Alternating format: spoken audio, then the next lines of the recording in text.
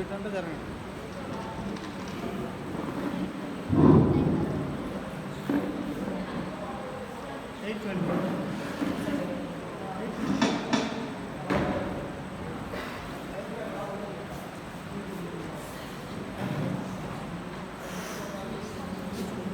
సరిరాయ్య యేసయ్య నీకెవ్వరు సదా తోడు నిలిచావు నాండవై. సరిరాయ్య యేసయ్య నీకెవ్వరు సదా తోడు నిలిచావు నాండవై. భయమేమో లేదు నా బలము నీవే, ఓటము లేదు నా జయము నీవే. బలమేమో లేదు నా జయము నీవే,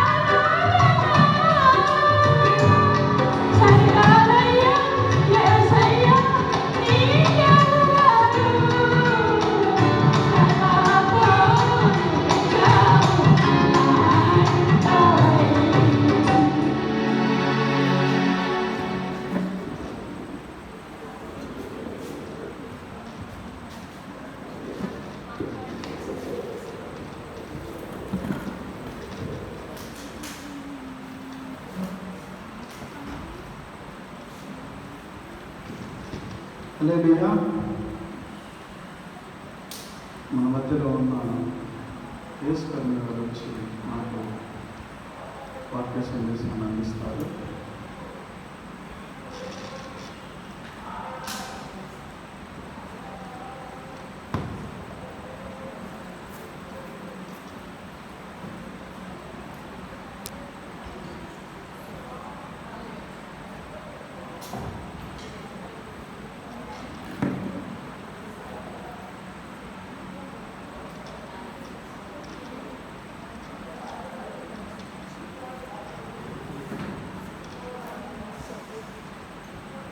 దేవుని నామమునకు మహిమ కలుగుగాక. మా ప్రభువు రక్షకుడైన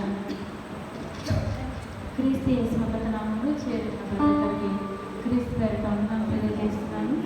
చిన్న ప్రార్థన చేసుకొని మనం దేవుని వాక్యంలోకి వెళ్దాము. వచ్చిన వారందరూ తలలు వంచి మూడవ దినమున మరి దేవుని సేవకురాలు ప్రయాసతో యొక్క మీటింగ్స్ని ఏర్పాటు చేయడం జరిగినది.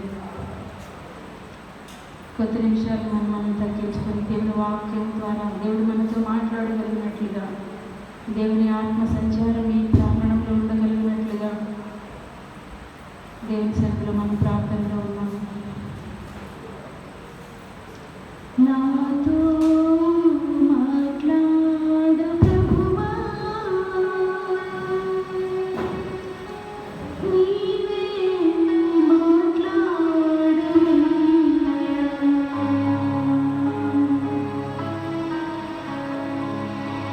నాతో మాట్లాడు ప్రభువా, నీవే మాట్లాడు. నీవు పలికితే నాకు మేలయ్యా, నీవు పలికితే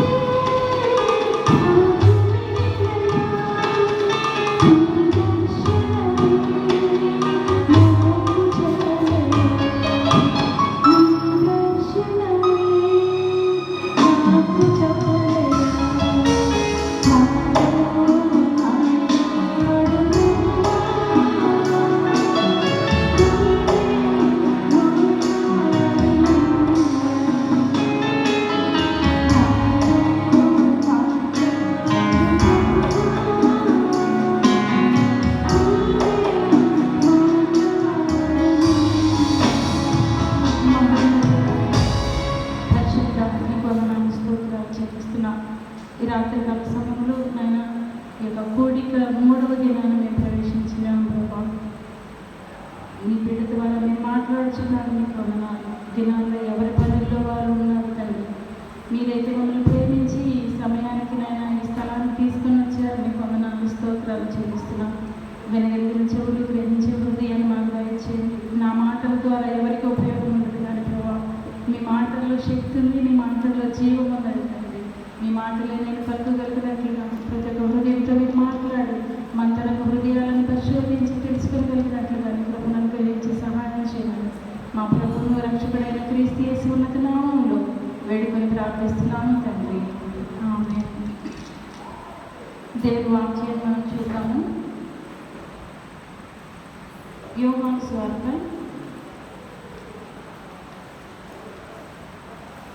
3వ అధ్యాయము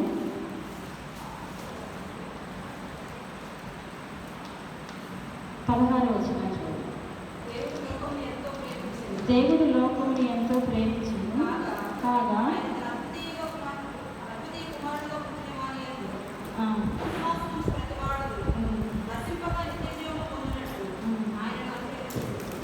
చాలా మరొకసారి చూద్దాం.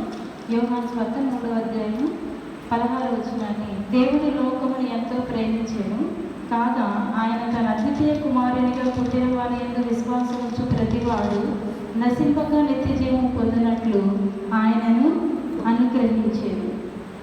ఇక్కడ దేవుని వాక్యాన్ని మనం గమనిస్తే ఈ యొక్క వాక్య భాగము అందరికీ సుపరిచితమే. చిన్నప్పటి నుండి కంటక వాక్యం చెప్పుకుంటూ ఉంటాం కదా. యోహాను సువార్త 3వ అధ్యాయము 16వ వచనం. ఒక సేవకుడు అంటే దేవుని వాక్యం చెప్తూ యోహాను యోహాను యోహాను 3 3 3 16 16 16 అని దశమానం చెప్తూ ఉన్నారు అలా. ఒక ఆయనకి కోపం వచ్చిందంట. అదే రెఫరెన్స్ అంటే వాళ్ళేం పాపం చదువుకున్నారు, రెఫరెన్స్ చెప్తున్నారు తప్ప వాళ్ళు తీసి చదవట్లేదంట.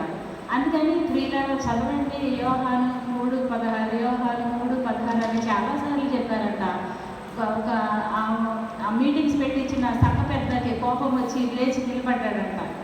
పాస్టర్ గారు ఆపండి, చాలాసేపటి నుండి చూస్తున్నాను, యోహాను యోహాను అన్నావు, పోనీ నా పేరు పిలుస్తున్నాడు అనుకున్నాను, సరే ఎవరో యోహానులే అనుకున్నాను, 3:3 అన్నప్పుడు సరేలే ఎవరు అనుకున్నాను, మళ్ళీ 16 అంటున్నావు అంటే ఏమైందయ్యా, నేను దేవుడి వాక్యం కదా చెప్తున్నాను అన్నాడు. అంటే లేదు, నా పేరేమో యోహాను, నాకు 3 భార్యలు 16 మంది పిల్లలు అన్నాడంట. ఏమన్నాడు? నాకు 3 భార్యలు, ముగ్గురికి 16 మంది పిల్లలు అని చెప్పాడంట. ఈ వాక్య భాగము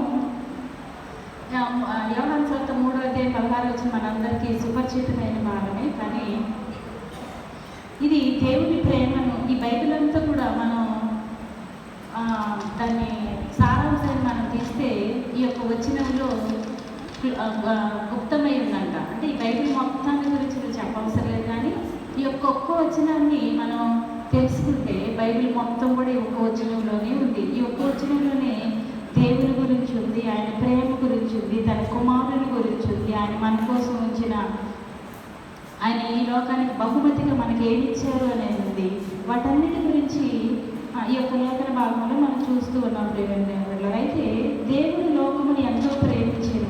దేవుడు అంటే మనల్ని సృష్టించిన వాడు, ఆయనకి అసాధ్యమైనది ఏదీ లేదు, ఆయన ప్రేమ స్వరూపి అని దేవుని వాక్యం మనకి సెలవిస్తుంది. అంటే ప్రేమ స్వరూపి అంటే అర్థం ఏంటంటే ఆయనే ప్రేమ.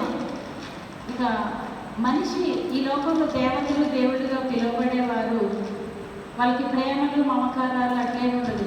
రాజ్యం కోసము యుద్ధాలు చేయడము, సొంత భార్యలని, భర్తల్ని, అన్నదమ్ముల్ని, అక్క చెల్లెల్ని చంపడం, ఇలాంటివి కూడా మన ఈ లోకంలో చూస్తూ ఉంటాం. దేవుడు దేవతలుగా పిలువబడేవారు. అయితే మన దేవుడు అలాంటి ఈ లోకమైన పెళ్ళిళ్ళు పేరంటాల గురించి ఆయనకి అంటే ఈ లోక ప్రేమల గురించి ఆయనకి తెలుసు, కానీ శారీరకమైన ప్రేమలు ఆయనకి నచ్చవు. ఒక దేవుడు అనేవాడు ఎలా ఉండాలంటే వివాహము లేనివాడుగా ఉండాలి, పరిశుద్ధుడిగా ఉండాలి. అలాంటి పరిశుద్ధుడైన దేవుడిని మనం కలిగి ఉన్నందుకే దేవుడిని మనం స్తుతించాలి. ఎందుకంటే మన దేవుడు పవిత్రుడు కాబట్టి, నేను పవిత్రంగా ఉండకుండా నేను మీ అందరినీ పవిత్రంగా ఉండమంటే అది అతిశయాస్పదంగా ఉంటుంది. అయితే దేవుడు కూడా ఆయన పవిత్రుడు, పరిశుద్ధుడు కాబట్టి ఆయన పరిశుద్ధుడు, మనల్ని కూడా పరిశుద్ధంగా ఉండమని ఆయన సెలవిస్తూ ఉన్నాడు. దేవుడు లోకాన్ని ఎంతో ప్రేమించాడు. ఎంత అంటే ఆయన ప్రేమ ఎంత ఒక సండే స్కూల్ సాంగ్ ఉంది, దేవుని ఇంత అని కొలవడానికి వీలు కాదయ్యా, ఎంత ప్రేమ నాపైన నీకు యేసయ్యా, ఇంతని కొలవడానికి వీలు కదయ్యా, ఎంత ప్రేమ నాపైన నీకు యేసయ్యా, ఇంతని కొలవడానికి వీలు కదయ్యా. సమయం లేదు, మరి చిన్న వాక్యం చెప్పాలి కాబట్టి నేను త్వరగా ముగిస్తాను. అంటే దేవుని యొక్క ప్రేమ, దాని హద్దులు, కొలతలు, ఎత్తు, పొడవులు ఏవి కూడా లేవు. అది అనంతమైన ప్రేమ.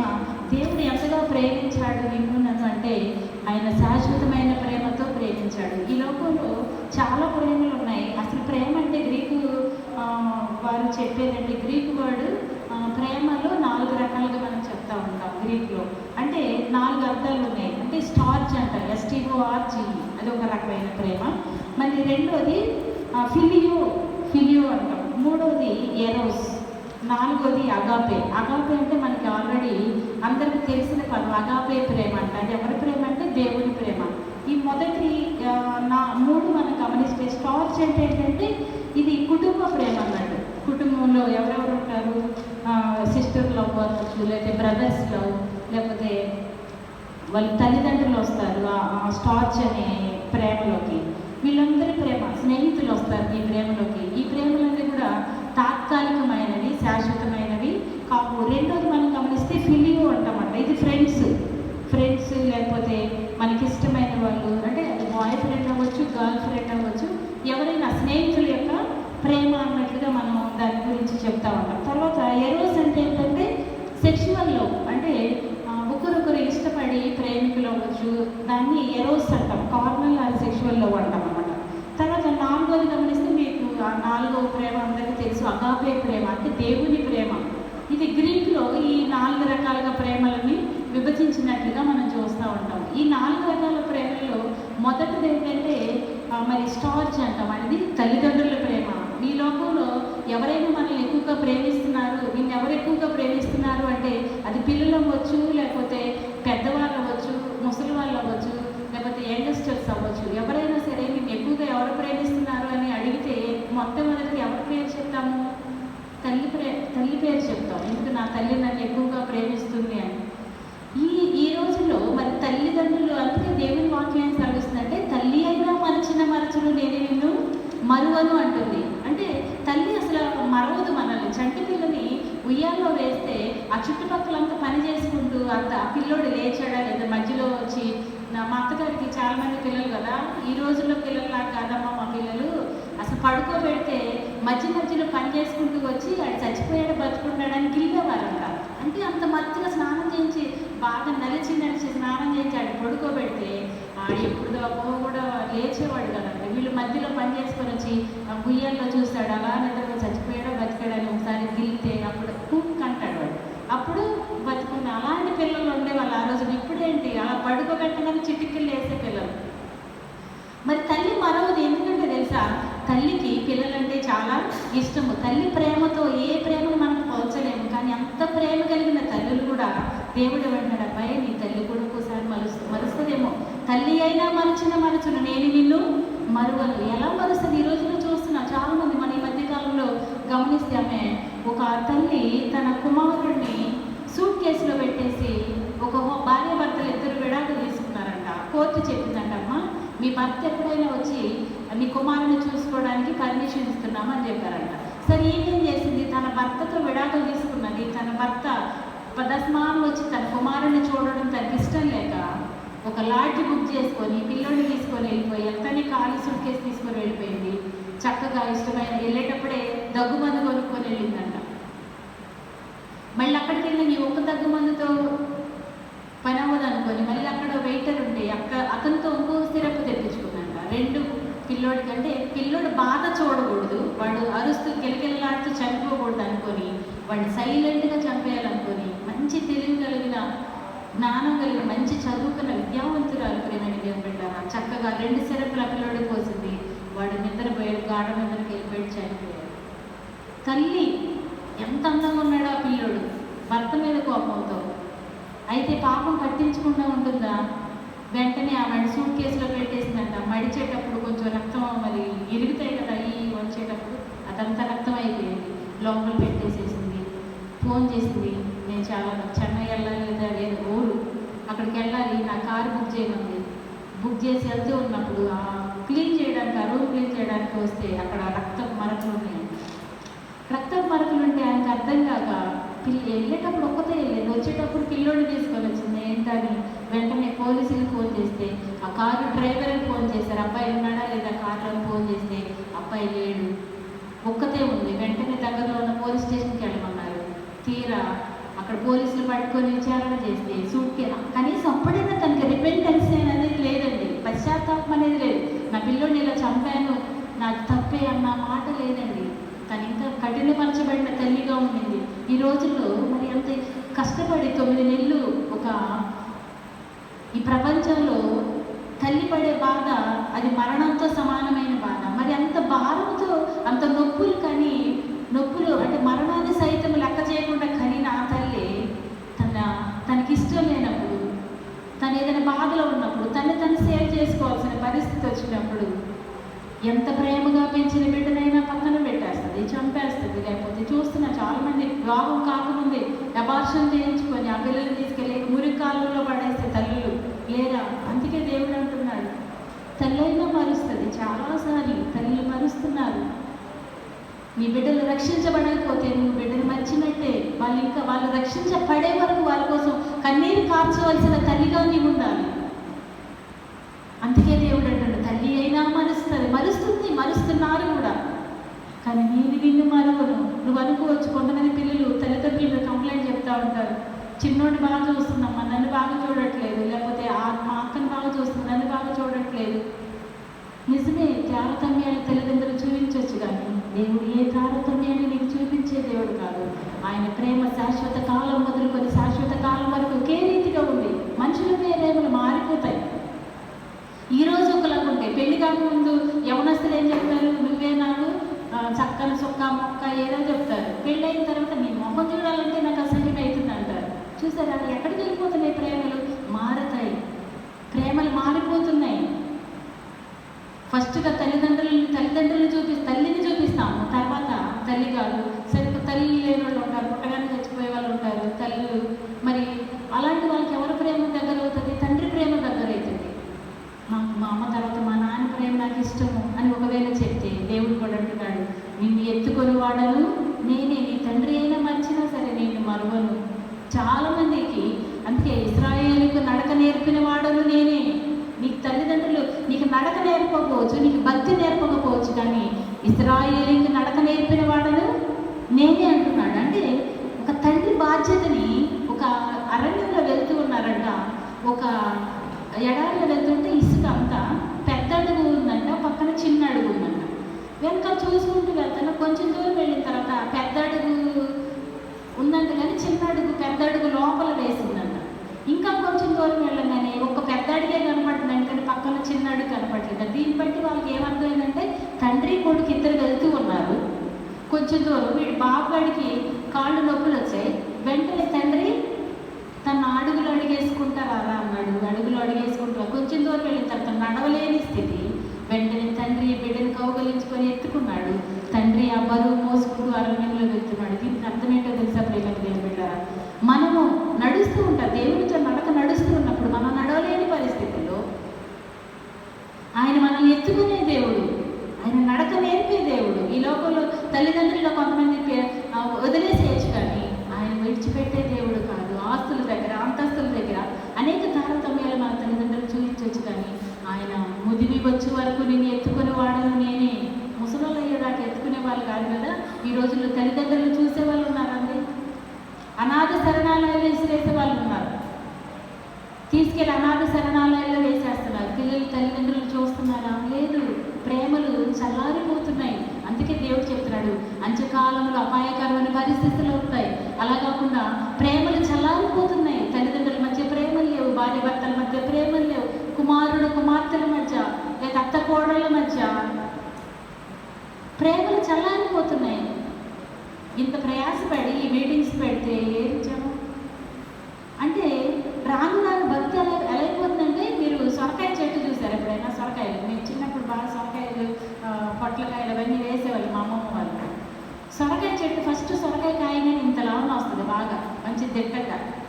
అది కొంచెం బలహీనత అయ్యే కొద్దీ లాస్ట్లో సొరకాయలు ఎలా వస్తాయంటే మొక్కలు తిరిగిపోయి సన్నగా ఇలాగ ఉంటాయి. అంటే మెలుగులు తిరిగిపోయి అంటే బలహీనత చేస్తుంది అన్నట్టు. భక్తి కూడా ఎలా అయిపోతుందంటే, ప్రారంభం అయితే బాగానే ఉంటుంది, బలంగానే ప్రారంభిస్తున్నావు. అసలు ప్రార్థన లేకపోతే, చర్చికి వెళ్ళకపోతే, నేను ఈరోజు ప్రార్థన చేసుకోలేదని ఎంతో దీనంగా బాధపడిపోతావు. ఏడుస్తావు కష్టం వచ్చినప్పుడు, బాధ వచ్చినప్పుడు. దేవుని సన్నిధిలో పడి దేవుని మందిరాన్ని విడవకుండా ప్రారంభిస్తావు ప్రార్థన, భక్తి, విశ్వాసం, రక్షణ. అంత క్షేమంగా ఉన్నప్పుడు, మంచి పిల్లలకు ఉద్యోగాలు లేకపోతే మనకు ఏ రోగాలు లేకుండా మంచి క్షేమంగా మనం జీవిస్తూ ఉన్నప్పుడు మనకేమైపోతుందంటే భక్తి ఒకలాంటి గర్భపు పరిస్థితులు వస్తున్నాయి. లేదు వాళ్ళే వాక్యం చెప్తారు, వీళ్ళేం చెప్తారు, వాళ్ళేం చేస్తారు అని ఒక భక్తి గర్వం అనేది. సాతాను కూడా గర్వానికి సాదృశ్యం ఎవరు? లూసిఫర్. దేవుని దూతలన్నింటిలో ప్రధాన దూతగా ఉండింది. ప్రధాన దూత గాన ప్రతిగానాలు చేస్తూ అంటే వర్షిప్ టీంలో ఉండింది.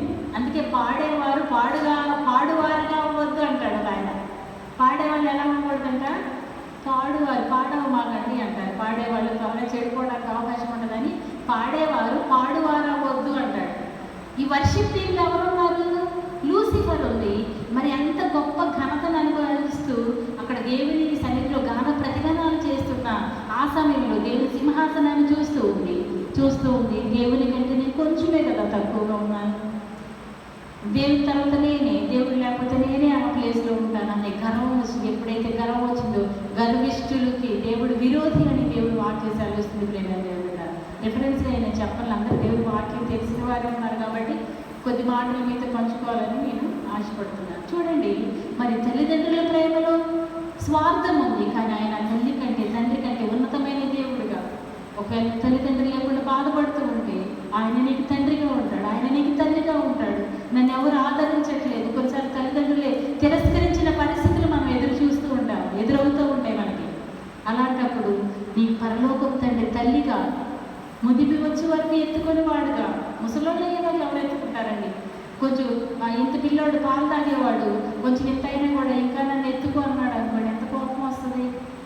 మరి దేవుడు ఏమంటున్నాడు? ముదిమి వచ్చే వరకు నేను ఎత్తుకొని వాడను నేనే అంటున్నాడండి. ఈ ఫిలియో అనే నెక్స్ట్ రెండోది ఏంటంటే ఫిలియో ప్రేమ. ఫిలియో అంటే ఫ్రెండ్స్. చాలామంది ప్రాణ స్నేహితులు ఉంటారు. అసలు వాడు లేకపోతే నేను లేను, నేను లేకపోతే వాడు లేడు అసలు అని గంటలు గంటలు ఫ్రెండ్స్తో ఫోన్లు మాట్లాడుకునే వాళ్ళు ఉంటారు, చాటింగ్ చేసే వాళ్ళు ఉంటారు. ఎందుకంటే ప్రాణ స్నేహితులు అన్నట్టు. ఈ మధ్యకాలంలో ఒక కాలేజీలో చదువుతూ ఉన్నారంట అబ్బాయి. అంటే వాళ్ళు గోవాని అక్కడికి వెళ్ళారంట. అక్కడ డేంజర్ ప్లేస్ అది. ఇద్దరు కాలేజ్ చదువుతూ ప్రేమించుకున్నారు. ఇద్దరు చనిపోతాము, తల్లిదండ్రులు ఒప్పుకోలేదు అనుకున్నారు. వీడు ఇద్దరు రెడీ 1 2 3 అనగానే దూకేద్దాం అనుకున్నారు ఇద్దరు. వీడు రెడీ 1 2 3 అనగానే అబ్బాయి దూకేసాడంటే అమ్మాయి ముందుకు నడుచుకుంటూ వచ్చేసిందట. కార్నర్ పాయింట్లో ఉండేది. ఇంకా వెనక పడిపోతే 1 2 3 అనగానే ఇద్దరు ఒకేసారి పడిపోదాం అనుకున్నారంట. కానీ ఈ అబ్బాయి సిన్సియర్గా పడిపోయాడు. ఈ అమ్మాయి మాత్రం ముందుకు నడుచుకుంటా వచ్చేసింది. అదే ప్రేమ, స్నేహితుల ప్రేమ. కొంతమంది సముద్రానికి వెళ్తూ ఉంటారు స్నేహితులు, వాడి మీద కక్ష పట్టేసి వాడిని ముంచేసి సముద్రంలో ముంచేసి వచ్చే స్నేహితులు కూడా ఉన్నారు. మరి ప్రాణ స్నేహితులుగా చెడ్డి దోస్తులు అంటారు, అవునా? అంటే చిన్నప్పటి నుండి కలిసి చదువుతారు, కలిసి తింటారు, కలిసి పడుకుంటారు, అన్నీ కలిసి చేస్తారు. కానీ ఏదైనా చిన్న తేడా వస్తే, వీడు ఇష్టపడిన అమ్మాయిని ఆ ఇష్టపడితే, లేకపోతే వీడికి నచ్చంది వాడు చేస్తే ఏమైపోతుంది? స్నేహం ఏమైపోతుంది అంటే చూడండి, ఈ యొక్క ఫిలియో అనే ఈ స్నేహాలతో కూడిన ఈ ప్రేమ తాత్కాలికమైనది. ప్రాణ స్నేహితులుగా ఉన్న వాళ్ళే ఎంతోమంది మనల్ని విడిచిపోతూ ఉంటారు. కొంతమంది సంవత్సరాల తరబడి పలుకోలేని స్నేహితులు ఉన్నారు. ఆయన ఏమంటున్నాడో తెలుసా? ఒకవేళ నువ్వు స్నేహితులు లేనివాడిగా ఒకవేళ ఉంటే నేను నీకు ప్రాణ స్నేహితులు వేసే నిజమైన స్నేహితుడు, నమ్మకమైన స్నేహితుడు, ఆయన ప్రాణం పెట్టేంత స్నేహితుడు. ఎందుకంటే ఆయన పరలోకం నుండి ఈ లోకానికి వచ్చారు. నీ కోసం నా కోసం ఒక స్నేహితుడిగా ఈ లోకానికి వచ్చాడు. అందుకే ఏమంటున్నాడంటే దేవుడు లోకాన్ని ఎంతో ప్రేమించాడు, కాగా ఆయన తన అద్వితీయ కుమారుడిగా పుట్టిన వాని విశ్వాసం ఉంచు ప్రతివాడు నశింపక నిత్య జీవం పొందినట్లు ఆయనను అనుగ్రహించాడు. తన కుమారుడు ఒకే ఒక కుమారుడు. ఒక తల్లికి 10 మంది కుమారులు ఉన్నారంట. ఉంటే ఎవరో మాకు ఒక బాబునివ్వమ్మ, మీకు 10 మంది పిల్లలు ఉన్నారు కదా అంటే, సరే ఇద్దరు తల్లిదండ్రులు ఇద్దరు కూర్చొని ఆలోచన చేసి మాట్లాడుతూ ఉన్నారంట. అండి పెద్ద అబ్బాయిని ఇద్దామా అని తల్లి. ఆయన అంటున్నాడు, అంత నా ఊరికి వాడిని ఎలాగిస్తావు, ఇస్తే సెకండ్ రెండో వాడిని అని అన్నాడంట తండ్రి. అంటే ఈమె సరే ఆలోచిద్దామని పడుకున్నారు. మళ్ళీ నెక్స్ట్ డే వచ్చింది. నెక్స్ట్ డే వస్తే ఈ చిన్నవాడు ఎదురుగా ఆడుకుంటూ తిరుగుతున్నాడు. అంటే రెండో అబ్బాయి అంత నాలాగే ఉంటాడండి, వద్దులండి, సరే మూడో వాడిని ఇద్దామా, ఈరోజు పడుకున్నారు. అట్లా 10 రోజులు జరిగింది. 10 మందిలో ఒక్క పిల్లవాడిని ఇవ్వడానికి కూడా తల్లిదండ్రులు ఇష్టపడలేదు. ఎందుకంటే గంజో గడుగో దాగి కారో కట్టో తిని మన పిల్లల్ని పెంచుకుందాం అనుకుంటారే తప్ప ఒక్క పిల్లవాడినైనా అంటే వాళ్ళు చెప్పడానికి తీసుకెళ్ళట్లేదు, పెంచుకోవడానికి తీసుకెళ్తున్నారు. అయినా కూడా వాళ్ళు ఇష్టపడట్లేదండి. దేవుడు ఒకే ఒక కుమారుని మన కోసమే, పాపం ఎరుగని ఆయన పాపిగా మార్చబడడం కోసమే, నీ కోసమే నా కోసమే కలువరి శిలువలో రక్తము కార్చి మన పాపాల నిమిత్తమై మరణం పొందడానికి లోకానికి పంపబడ్డాడండి. ఎంతటి ప్రేమ! ఆయన ప్రేమలో స్వార్థం లేదు. ఆయన ప్రేమ శాశ్వత కాలము మొదలుకొని శాశ్వత కాలం వరకు ఉంటుంది. మన ప్రేమలు మారిపోతాయి. డబ్బులుంటే ఒకలాగా, డబ్బులు లేకపోతే ఒకలాగా. ఒక పాస్టర్ ఈ మధ్య కాలంలో ఇద్దరు సేవ చేస్తున్నారు, భార్య భర్తలు ఇద్దరు. యూట్యూబ్లో కూడా మెసేజ్లు వస్తుంటాయి. నాకు చూసినప్పుడల్లా బాగా వేస్తుంది. వాళ్ళ అత్తగారు కన్ను ఆపరేషన్ చేయించుకుంటే వాళ్ళ కూతురు దగ్గరకు వచ్చి ఉంటే మొన్న చూడడానికి వచ్చి ఆ కూతురు అంటుందంట, మీ అమ్మ మాకు ఏం సంపాదించి ఇచ్చింది, మీ అమ్మని చూడడానికి ఆంటీ నేను చూడము అని చెప్తుందంట. పాస్టర్ గారు వాళ్ళ భర్త పాస్టర్ గారు యూట్యూబ్లో మెసేజ్లు, ఆత్మ వచ్చి అరవటాలు, ఇవన్నీ సోది అంత క్యారెక్టర్ కరెక్ట్గా లేకుండా, లేదా నీ కుటుంబీకులతో సరిగా లేకుండా నువ్వు ఏం సేవ చేయగలరు? ఆ తల్లి మొన్న మా ఇంటికి వచ్చి ఎంత ఏడుస్తుందంటే ఆమెని నేను ఓదార్చలేకపోయానమ్మా. నీకు ఇబ్బందిగా ఉంటే నా దగ్గర వచ్చి ఉంటామా, మా అమ్మ దగ్గర తోడికి ఇద్దరు ఉండండి, నువ్వు తినేంత ముందు మేము పెట్టలేమా అన్నాను. నిజంగా దుఃఖం వేసింది. ఈ విషయం నేను ఎవరికైనా చెప్తే వాడి సేవ పాడైపోతుందమ్మా. బాధ అంతా నేనే అనుభవిస్తున్నాను. వాళ్ళ బట్టలన్నీ ఉతుకుతాను, అన్నీ చేస్తాను, కానీ నేనేం సంపాదించి వాళ్ళకి ఇవ్వలేదని మా కోడలు నన్ను పంపించేసింది అన్నప్పుడు ఏమి సేవ అండి? అలాంటి సేవ చెయ్యకపోతే మంచిది. ముసుకేసుకుని మూల కూర్చొని ప్రార్థన చేసుకోవడం బెటర్. ప్రభు నేను పాపనయ్యా, మా అత్తగారిని నేను క్షమించలేకపోతున్నాను అని తన పాపాలు ఒప్పుకొని ప్రార్థన చేసుకోవడం మొత్తం. ఇలాంటి వాళ్ళు ఆత్మలు వచ్చి ఎలాంటి గంతులేసి చేసే వ్యవహారాలను మానుకుంటే మంచిదండి. దేవుని సన్నిధిలో మనం దేవుని వాక్యాన్ని మనం అందిస్తున్నప్పుడు మన ప్రవర్తన, మన మాటలు, మన క్రియలు ప్రతిదీ చదువుతూ ఉంటారు. అందుకే పౌలు అంటున్నాడు, ప్రజలందరూ చదువుకునే పత్రికలు మీరు కారా అంటారు. అవును, న్యూస్ పేపర్ తెల్లవారేసరికి ప్రతి ఇంటికి వెళ్ళిపోతుంది. ఏ ఊరిలో, ఏ పల్లెలో, ఏ సందులో, ఏ గొంతులో ఏం జరిగిందనే విషయం పేపర్లోకి వచ్చేస్తుంది.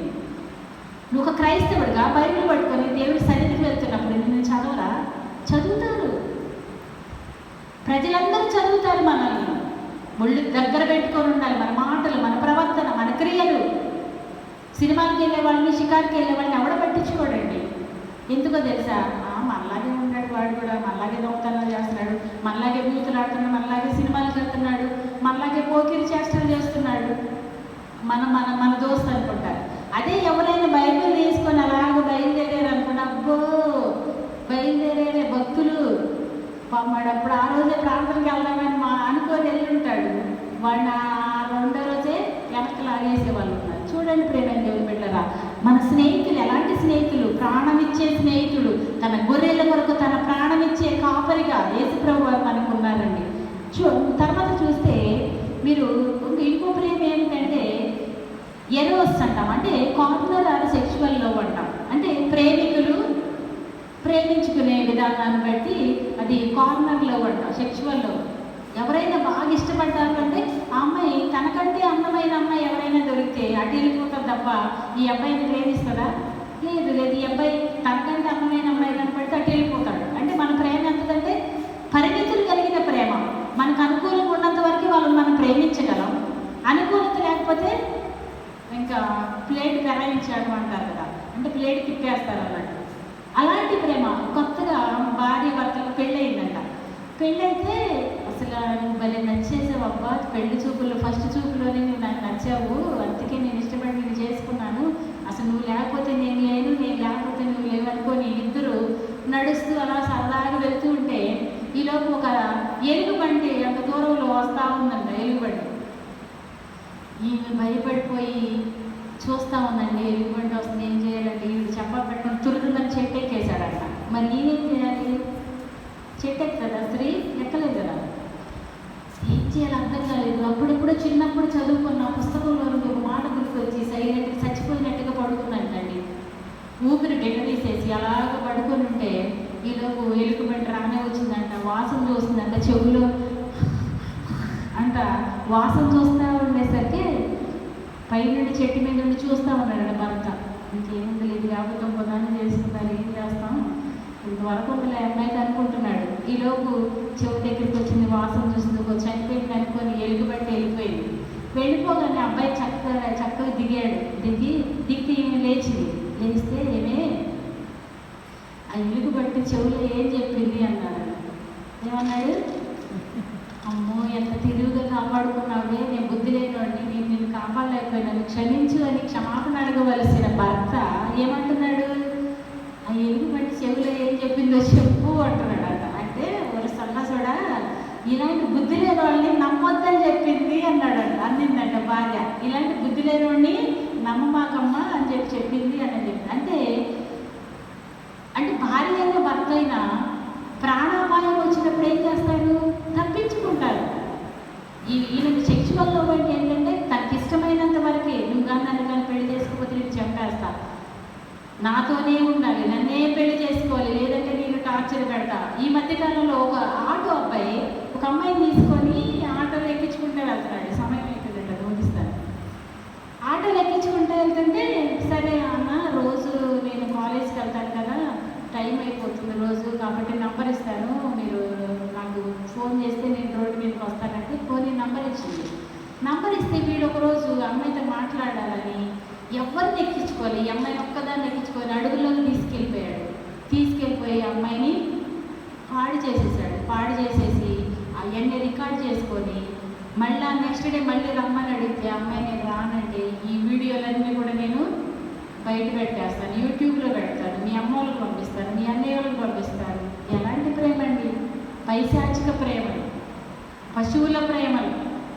పశువులకి జ్ఞానం లేదు, ఇంకిత జ్ఞానం ఉండదు, వాటికి ఆలోచించే జ్ఞానం లేదు. మనుషులని రక్త మాంసాలతో పుట్టాం, మనకు తెలివిచ్చాడు, ఈ లోకంలో అన్నిటినీ కలుగుగాక అన్నాడు.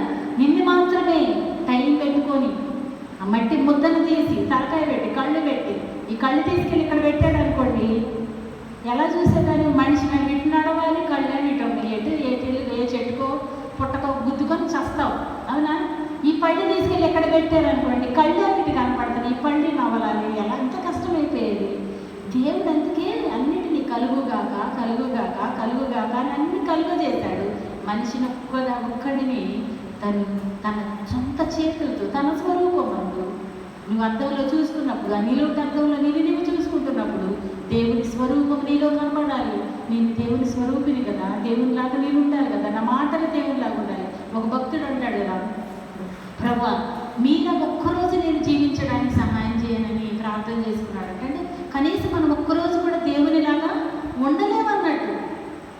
మన దేవుని స్వరూపం కాబట్టి అద్దంలో మనం చూసుకున్నప్పుడు ప్రభా ఇలాంటి మంచి ఆకారాన్ని నాకు ఇచ్చావు, మంచి చేతులు ఇచ్చావు, మంచి అవయవాలు ఇచ్చావు, మంచి జ్ఞానాన్ని ఇచ్చావు, నీకు వందనాలయ్యా, నీ స్వరూపంలో నన్ను చేసుకున్నారు, నీకు వందనాలని దేవుని స్తుతించాల్సిందల్లా పోయి పశువులుగా ప్రవర్తిస్తున్నారండి.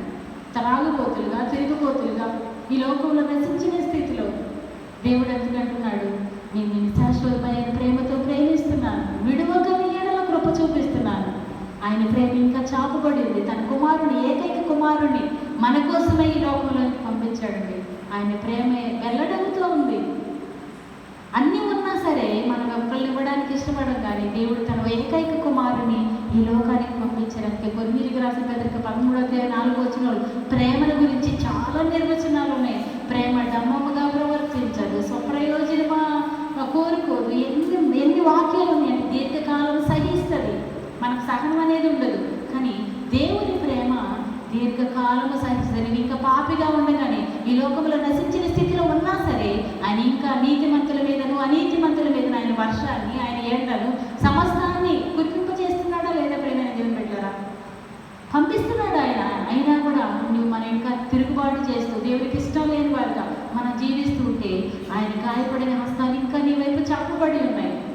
ఆయన కలువరి శిలువ ప్రేమతో ఆయన ఇంకా ప్రేమిస్తూ ఉన్నాడు.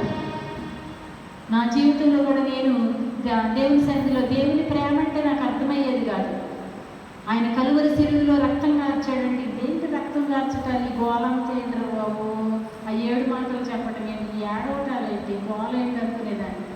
ఒకరోజు నేను నా పాపాలను ఒప్పుకొని ప్రార్థన చేసుకున్న తర్వాత నాకు ఒక దర్శనం కలిగింది. ఆ దర్శనంలో నేను ఎవరో ఒక అబ్బాయిని కొడితే ఆ అబ్బాయి ఏం చేశాడంటే వెళ్ళిపోయి వాళ్ళ అమ్మోళ్ళకి చెప్పాడు. వాళ్ళ అమ్మోళ్ళు, ఆ ఊరు వాళ్ళందరూ కూడా ఎవరో తెలియక నాకు చిన్న వయసులో అందరూ వచ్చేసి మా అమ్మ మా నాన్నకి చెప్పారు, ఏమని మీ అమ్మాయి మా అబ్బాయిని కొట్టింది అంటే మరి ఏం చేద్దాము అంటే మీ అమ్మాయిని కట్టేసి కొట్టాలి, కొరడా దెబ్బలతో కొట్టాలి అని అన్నారు. అంటే మా నాన్న అంటున్నాడు కదా, మాకు సంబంధం లేదు, కొట్టుకోండి అన్నాడు. ఎవరు? మా నాన్న. మా అమ్మ అనేది కదా అసలు ఆ అమ్మాయి చేసిన తప్పులు మాకు సంబంధం లేదు, కొట్టుకోండి మాకు సంబంధం లేదని పక్కకి వెళ్ళిపోయారు. మా అమ్మ లేకుండా నేను ఒక క్షణం ఉండలేదు. పాసం కూడా వెళ్ళలేదు. మీరు నమ్ముతారు పెళ్ళేదా కూడా. ఎక్కడైనా ఊరికి వెళ్ళిందంటే ఎక్కుళ్ళు పెట్టి ఏడ్చేదాన్ని. పడుకునేటప్పుడు కూడా నా పక్కలోనే పడుకోవాలి. ఒక్క క్షణం కూడా నేను మా అమ్మని విడిచుంటాను. పెళ్ళయ్యేదాకా మా అమ్మ పక్కలోనే పడుకునేది. మా అమ్మకి నేనంటే ప్రేమ లేదా? ఇప్పుడు నన్ను కొట్టబోతున్నారు, కనీసం మా అమ్మాయిని కొట్టొద్దని ఒక మాట అనట్లేదని నేను ఏడుస్తూ ఉన్నాను. మా నాన్నకి నేనంటే ఎంతో ఇష్టం. ఎవరు నన్ను కొట్టినా ఊరుకోడు. ఏడుస్తున్నాను. మా నాన్నకి నేనంటే ఇష్టం కదా, అయినా నేను మా నాన్న కూడా రక్షించట్లేదు. ఏడుస్తున్నారు. ఎవరైనా ఉంటే జనం అందరూ అలా నిలబడి ఉన్నారు. వాళ్ళ ముఖాలు కూడా నాకు ఎవరో కూడా తెలియదు. మా అమ్మ మా నాన్న మాత్రం నేను ఎక్కువ ఇష్టపడ్డాను కాబట్టి వాళ్ళ ప్రేమ ఏంటో నాకు తెలియజేయడం కోసం దేవుడు నాకు ఆ దర్శనం ఇచ్చాడని నాకు ఇప్పుడు అర్థమవుతుంది. వెంటనే నేను పరిగెత్తుతున్నాను, వాళ్ళు నన్ను పట్టుకుంటున్నారు, నేను వాళ్ళని చిక్కకుండా పరిగెత్తుతున్నాను, అందరూ నన్ను పట్టుకున్నారు. ఇలాంటి ఒక స్టేజ్ ఉంది, దాని మీద ఒక స్తంభానికి నన్ను కట్టేయడానికి అని రెడీగా ఉన్నారు. అక్కడ ఏంటంటే నా బట్టలన్నీ తీసేసి ఆ స్తంభానికి కట్టి నాకు కొరడాలతో పట్టాలని వాళ్ళు నిర్ణయించుకున్నారు. ఈలోపు ఎక్కడి నుండి వచ్చాడో తెలియదండి. ఒక అతను వచ్చాడు, అమ్మాయిని కొట్టు తాగండి అన్నాడు. మరి అమ్మాయిని కొట్టకపోతే నిన్ను కొట్టమంటావా అని అడిగారు వాళ్ళు. వెంటనే కొట్టండి అన్నాడు. తన బట్టలన్నీ విప్పదీశారు, ఆ స్తంభానికి తను కట్టేశారు. నేను ఆ గుంపులో ఉన్నాను, ఏడుస్తూ ఒక మూలను కూర్చొని ఏడుస్తూ ఉన్నాను. మా అమ్మ అంటే నాకు ఇష్టం, మా నాన్న అంటే ఇష్టం, మా అన్నయ్య అంటే ఇష్టం. ఎవరు నన్ను కాపాడడానికి రాలేదు. ఎవరో తెలియని వ్యక్తి, ఆయన ఎవరో తెలియదు, నా బంధువు కాదు, ఎవరు కాదు, అయినా నా కోసం అక్కడ నిలబడ్డాడు. చూస్తామని ఏం చేస్తారో చూస్తా ఉన్నాను. అతన్ని కట్టేశారు, బట్టలన్నీ తీసేశారు, చిన్న గుడ్డ పేరుకి మాత్రం అతనికి ఉన్నది. కొరడాలతో కొడుతున్నారు, రక్తం కారిపోతూ ఉంది, ఒళ్ళంతా చీరేస్తున్నారు. ఆ కొరడాలతో కొడుతుంటే ఆ రక్తం చిమ్ముతూ ఉంది. నేను ఏడుస్తున్నా, పడే ప్రతి దెబ్బ నా దెబ్బగా నేను ఫీల్ అవుతున్నాను. నేను కదా దెబ్బలు కొట్టించుకోవాల్సింది, నేను కదా ఆ ప్లేస్లో ఉండాలి, నేను కదా వస్త్రహీనురాల్లో ఉండవలసింది. ఏడుస్తున్నాను ప్రేమ దేవుడు. నా స్థితి ఏంటో నాకు కనబడుతూ ఉంది. నేను చేసిన తప్పులు కదా ఆయన కొడుతూ ఉన్నారు. ఎవరో పాపం నాకు అర్థమే లేదు. అప్పుడు తర్వాత మెలకు వచ్చింది, నాకు దేవుని ప్రేమ అంటే అర్థమైంది. ఆ దెబ్బలు కొట్టించుకునే యేసు ప్రభువే అని నాకు అర్థమైంది. ఇక నేను దేవుని ప్రేమ గురించి చెప్పకుండా ఉండలేను ఎక్కడికి వెళ్ళినా సరే. అది చిన్నపిల్లల, పెద్దవాళ్ళ, ముసలి వాళ్ళ, కుర్రవాళ్ళ, అన్నిలా, నా ఇల్లు పొగరు పొరుగు వాళ్ళ, లేకపోతే ఎవరనే నేను చూడను. కానీ యేసు ప్రభువుని ప్రేమను అనుభవించిన నేను యేసు ప్రభు ప్రేమను గురించి చెప్పకుండా ఒక క్షణం కూడా ఉండలేను. ఎందుకంటే ఆయన నేను ఉండవలసిన స్థానంలో ఆయన ఉన్నారండి. నేను తినవలసిన దెబ్బలు ఆయన తిన్నారు. ఆయన శరీరం అంతా రక్తంతో నింపబడిపోయింది. శరీరం అంతా చాలుగా దున్నబడిపోయింది. మనం చేసిన తప్పులను బట్టి ఆయనకి శిక్ష విధించారు. ఆయన మరణించకపోతే మనకు పాపక్షమాపణ లేదు. నీకోసం నా కోసం కలువరి శిలువలో రక్తం కాచిన అయ్యేసే నీకు కనపడట్లేదా? ఒక్కసారి ఆయన వైపు చూద్దాం. ప్రభువా, నా కోసమే ఈ లోకంలో మీరు కలువరి శిలువలో కన్నీరు రక్తాన్ని కాల్చారు. నా కోసమే మీరు శ్రమలు అనుభవించారు. ప్రభువా, ఈ అగాధ ప్రేమలో ఆయన ప్రేమ వ్యక్తమవుతూ ఉంది. దేవుని ప్రేమ, అది మనుషుల ప్రేమతో దేవుని ప్రేమను మనం సరితూచలేమండి. ఈ లోకం అంతా ఒక యవనస్తుడిని తప్పు చేయలేదంట, అతను తీసుకెళ్ళి చెక్సాల్లో వేశారట. వేస్తే అబ్బాయి అన్నం తినట్లేదంట. జైలర్ వచ్చి ఆ కిటికీలో కూడా అన్నం ఇస్తుంటే అది పక్కన పెట్టేస్తాడంట. కూర్చొని మూలన చీకట్లో లైట్లు వేసుకోకుండా మూలన ఉంటున్నాడంట.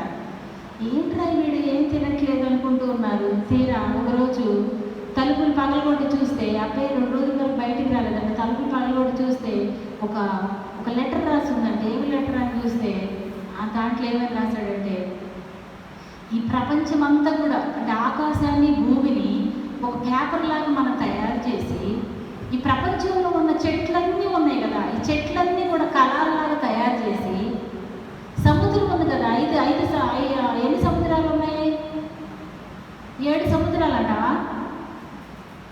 బంగాళాఖాతం, ఏంటంటే సముద్ర, పసిఫిక్ మహాసముద్రం, ఈ సముద్రాలలో ఉన్న నీరంతటిని శిలాలాగా తయారు చేసి, ఈ ప్రపంచం అనే పుస్తకం మీద రాస్తే, యేసు ప్రభు దేవుని యొక్క ప్రేమను గురించి రాస్తే సముద్రంలో ఉన్న నీరు సరిపోదంట, లేకపోతే ఈ ప్రపంచ ఆకాశం భూమి సరిపోదంట, చెట్లలో పెన్నులుగా తయారు చేసిన అవి కూడా సరిపోవు అని ఆ అబ్బాయి ఆ కాగితంలో రాశాడంట. అంటే దేవుని ప్రేమను ఆ అబ్బాయి అనుభవించాడు, కానీ తను అలాగా ఏమీ తినకుండా చనిపోయాడు. మన జీవితంలో కూడా దేవుని ప్రేమను మనం ఊహించగలమా? ఆయన ప్రేమను మనం అర్థం చేసుకోగలమా? ఆయన ప్రేమ ఆకాశం కంటే ఎత్తైనది, ఎంతో ఉన్నతమైనది. అలాంటి ప్రేమను మనం కలిగి ఉన్నామా? ప్రేమైన దేవుని బిడ్డలారా, ఈ యొక్క రాత్రికాల సమయంలో దేవుని సన్నిధికి వచ్చిన నీవు నేను ఆయన ప్రేమను అర్థం చేసుకుందాం. ఆ ప్రేమలో మనం అంతవరకు కడవరకు దేవుని ప్రేమలో మనం జీవించడానికి పరిశుద్ధాత్ముడు మనకు సహాయం చేయగా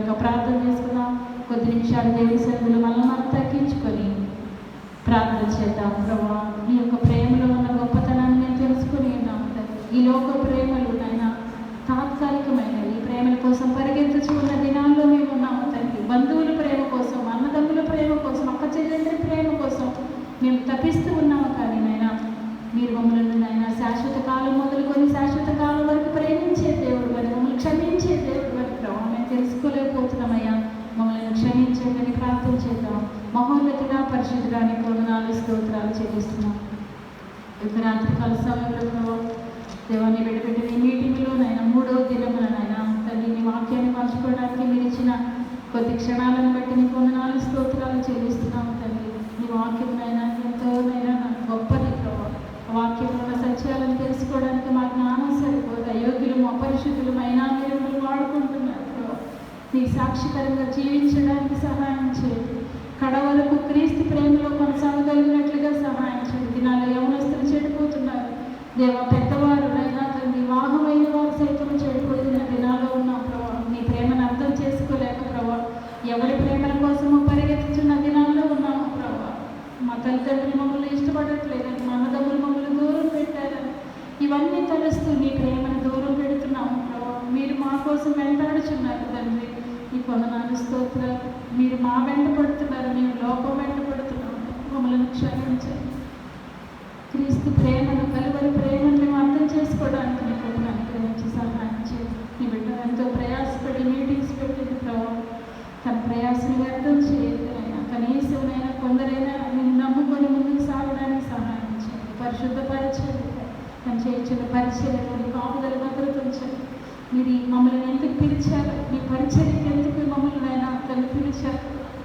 ఆ దర్శనాన్ని మేము కలిగిన నశించిపోవచ్చున్న ఆత్మల పట్ల భారాన్ని కలిగి ప్రభావం. అది కష్టమైన, నిష్ఠూరమైన, బాధైన, వ్యాధైన ప్రభావం నీకోసమే మేము జీవించడానికి నాయన కడవలను నా భక్తిని, నా విశ్వాసాన్ని కాపాడుకోవడానికి సహాయం చేయండి.